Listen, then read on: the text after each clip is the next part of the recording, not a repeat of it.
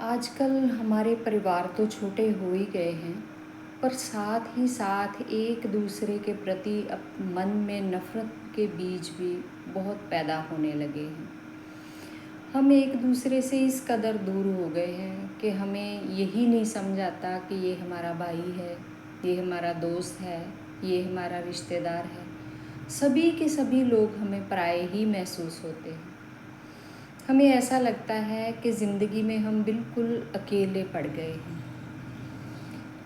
अगर शुरू से ही ये यत्न किया जाए, हर एक के बच्चे की परवरिश इस ढंग से हो कि उसे इस बात की समझ आए कि आपस में मिलजुल कर रहने से हम कितने आगे बढ़ सकते हैं, क्या क्या ज़िंदगी में अचीव कर सकते हैं, तो शायद हम सभी कोशिश करें। क्योंकि दोस्ती या एक दूसरे से जो मेल जोल है, उसमें कुछ सैक्रिफाइसेस तो होते ही हैं। अगर हम मिलजुल कर रहना चाहेंगे तो अपने थोड़े थोड़े सैक्रिफाइसेस तो करने ही पड़ेंगे। हम सुनते हैं बचपन से ही वो कहानी, वो कबूतरों वाली। वो क्या था कि जंगल में कबूतरों का एक झुंड रहता था।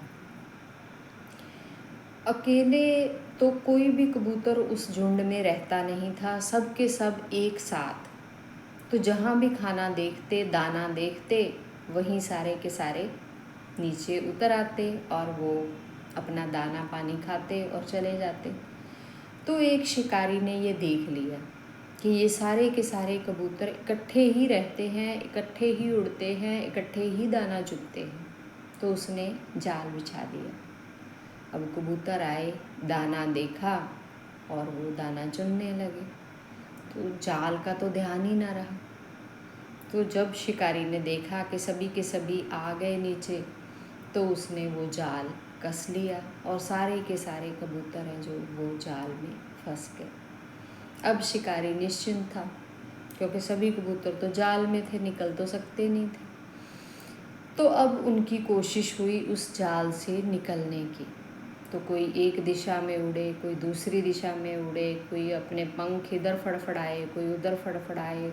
सभी में हफड़ा दफड़ी मच गई। सब बहुत घबरा गए। सभी को लगा कि अब तो बस जान जाएगी। तो उन कबूतरों में से एक था बुजुर्ग, बूढ़ा कबूतर, जिसको ज़िंदगी का था बहुत ज़्यादा अनुभव। तो उसने सभी से कहा कि सभी शांत हो जाओ, मेरी बात सुनो।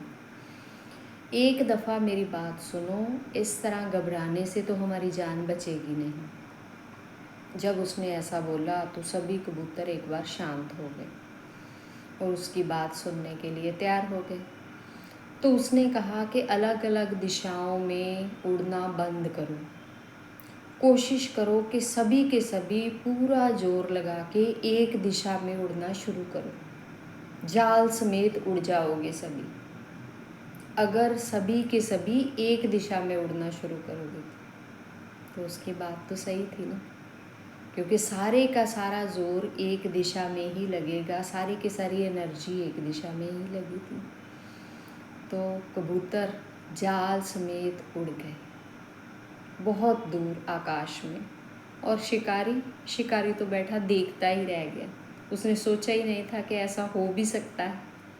तो उड़ते उड़ते दूर कबूतर पहुँचे अपने दोस्त चूहे के पास। चूहे ने जाल काटा और अब कबूतर आज़ाद थे। तो वो आज़ाद कैसे हुए? क्योंकि उन्होंने इकट्ठे मिलके यत्न किया। यत्न तो सभी करते हैं, यहाँ अलग बात ये थी कि सबने मिलके यत्न किया। इसी चीज़ की तो कमी है आजकल ज़िंदगी में। नहीं तो सुख सुविधाएं इतनी हैं। अगर हम अपने ही 10 साल पहले की ज़िंदगी के बारे में सोचें, उससे लेकर अब तक हम बहुत बढ़िया ज़िंदगी जी रहे हैं। कमी कहाँ है? बस इकट्ठे नहीं हैं।